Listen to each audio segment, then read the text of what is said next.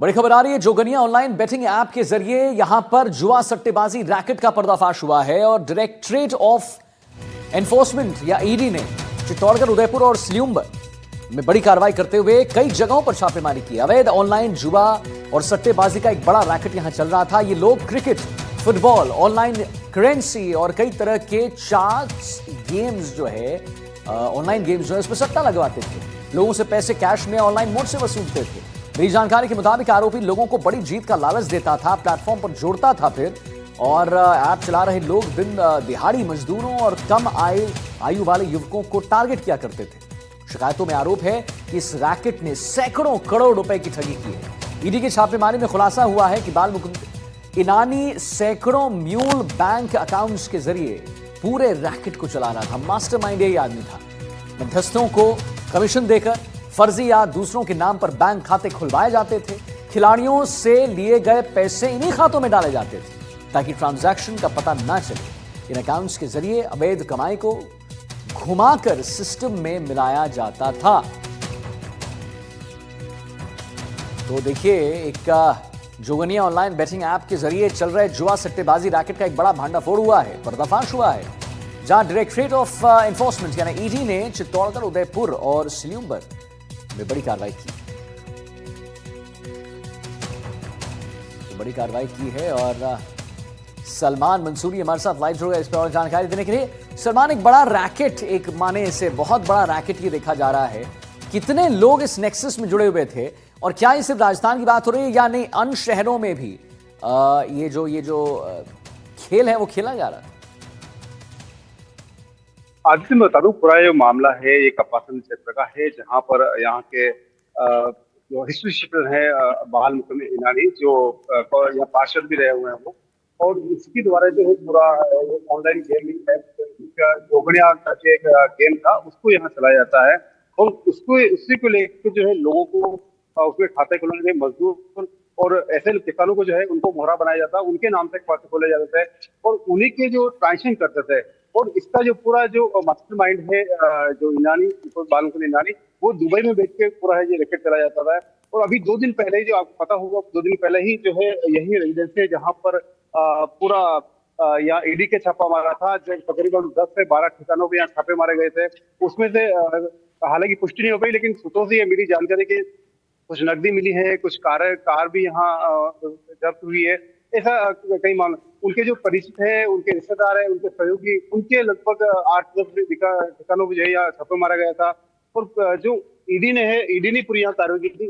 और ये पूरा जो मामला है ये कपासन क्षेत्र का है और एक बड़ा मतलब करोड़ों रुपए अगर कहा जाए तो पूरा ये मामला सामने आया। जी सलमान, कैसे पता चला, जरा ये बताइए, ईडी को इसके बारे में क्या किसी ने जानकारी दी या ये खेल चल रहा था? लगातार जांच कब से मतलब ट्रैक कर रहे थे इन लोग को? देखिए आदित्य, क्या शुरू से ईडी के रडार पे थे क्या? मतलब देखिए, ये पूरा जो मामला हुआ था कपासन के यहाँ थाने में दर्ज हुआ था कि साइबर फ्रॉड का पूरा मामला आया था। कई लोगों को जो मोहरा बनाया गया था, किसानों को मोहरा बनाया गया था। कुछ एजेंट थे उन किसानों और जो मजदूर थे, गरीब लोग, इनके जो खाते ये लेते थे, उसमें जो ये पूरा पेमेंट डलवाते थे। और उसको भी जो गेम चलता था, जोगनिया जो ऐप बताई जाती थी, उसके अंदर ये पूरा मैनिपुलेट कर रहे थे। और वो जो पैसा जो होता था वो दुबई में बैठ के वो बंदा पूरा मनी लॉन्ड्रिंग को बोलते, वो पूरा खेल होता था इसमें।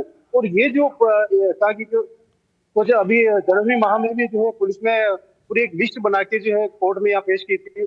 उसके बाद में ये जो पूरा मामला है वो ईडी के पास पहुंचा था। यानी पूरा लंबा करीबन पिछले 2-3 साल से पूरा ये मामला चल रहा है।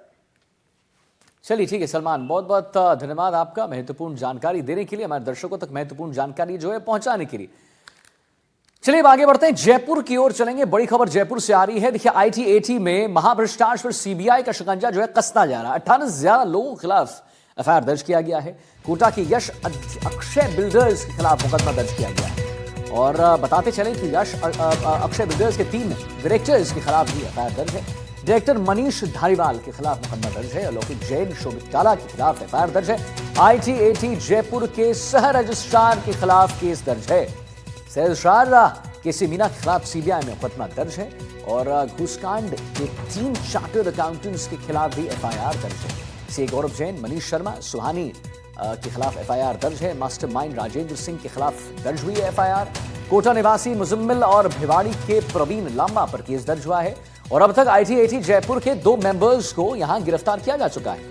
मेंबर एस सीता लक्ष्मी और कमलेश राठौर को जेल भेजा जा चुका है।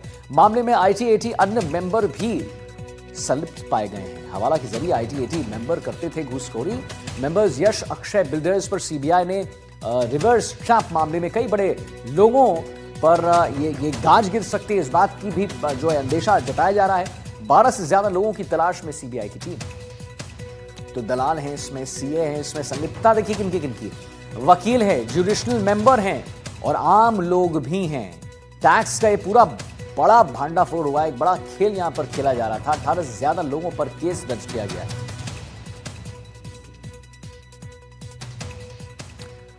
उदयपुर में यूरिया खाद वितरण में अनियमितता पाई गई। कृषि विभाग की कार्रवाई, खुदरा उर्वरक विक्रेता का लाइसेंस निलंबित किया गया है। थाने में विक्रेता के खिलाफ शिकायत दर्ज की गई है। विभाग के मना करने के बावजूद रातों रात खाद बिक्री का आरोप है।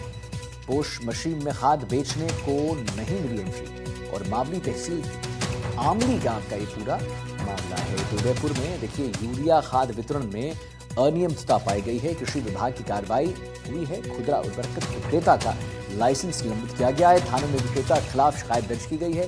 विभाग के मना करने के बावजूद रातों रात खाद बिक्री का आरोप है यहाँ पर और पोस्ट मशीन में खाद बेचने को एंट्री नहीं मिली है। मावली तहसील के आमली गांव का पूरा मामला। 12 में यूरिया खाद की भीषण कमी ने अन्नदाताओं को इस कड़ाके की ठंड में रात गुजारने पर मजबूर कर दिया है। अपनी रबी की फसलों को समय पर यूरिया की दूसरी खुराक देने के लिए किसान 12 घंटे से अधिक समय तक खुले आसमान के नीचे कपकपाती ठंड में खड़े हैं और खाद का इंतजार कर रहे हैं। एक आई रिपोर्ट दिखाते हैं।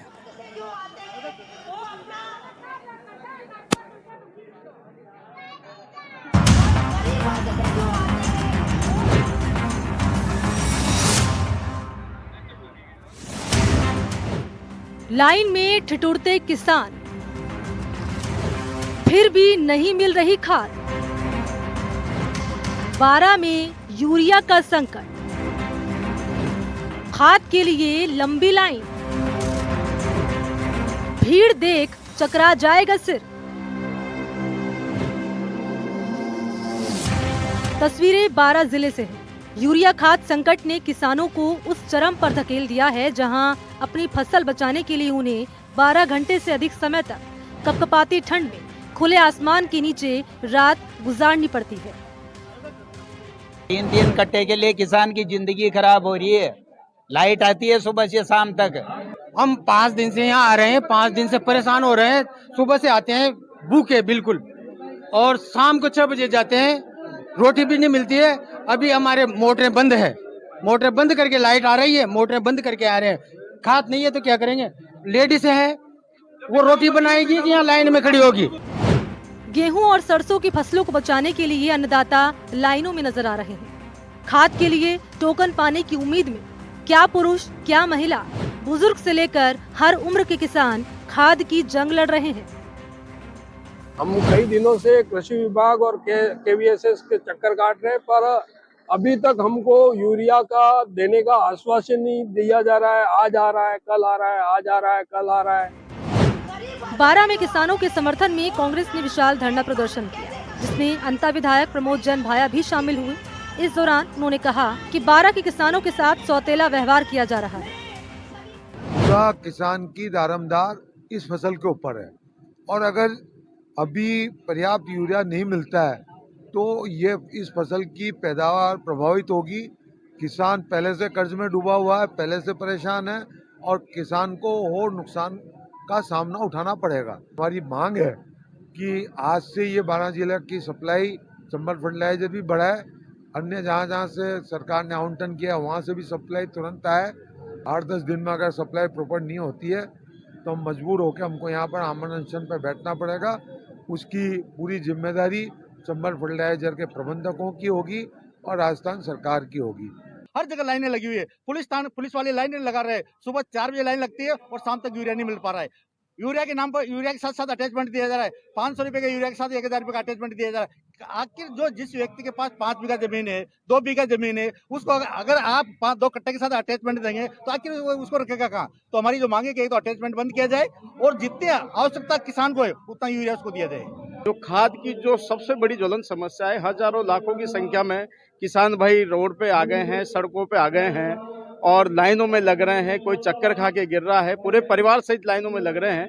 तो मैं समझता हूँ ये सरकार पूरी तरह से फैले, चाहे भजनलाल जी की सरकार हो या मोदी जी की सरकार हो। आज आप देख लें कि यहाँ पे 2 फैक्ट्रियाँ होने के बावजूद भी हमारी जमीनों पे फैक्ट्रियाँ बनी है और हाड़ौती, कोटा, बूंदी, बारां, झालावाड़ का किसान इतना दर भटक रहा है। जगह जगह कोई लाठीचार्ज हो रहा है, किसानों को पूरे दिन लगने के बाद 1-1 कट्टा DAP यूरिया दिया जा रहा है। खाद की किल्लत इतनी बढ़ गई है कि समितियों के परिसर छोटे पड़ने लगे हैं। अब खुले मैदानों में टोकन काटे जा रहे हैं। हमने विशेष अनुरोध करके राज्य सरकार ने हमको यूरिया की एक्स्ट्रा जो आपूर्ति वो भी कराई जा रही है, परंतु डिमांड इतनी ज़्यादा है कि उसमें हमको राशनिंग करनी पड़ रही है। उसके लिए हमने SDMs की जो निगरानी उसके में ये टोकन के माध्यम से बंटवाई जा रही है। इसमें हमारा एक पर्पस ये भी है कि जो एक्स्ट्रा यूजेज है उसको भी कंट्रोल किया जाए। तो हम जिसके पास जितनी भूमि है उसी के अनुरूप उनको दे रहे हैं, सिर्फ डिमांड के बेसिस पे नहीं दे रहे हैं। अब सवाल उठता है कि अगर प्रशासन का दावा सही है कि जिले में पर्याप्त खाद है, तो फिर किसानों को रात भर खुले में क्यों ठिठुरना पड़ रहा है? बारां से ब्रजेश कुमार पारेता की रिपोर्ट, NDTV राजस्थान।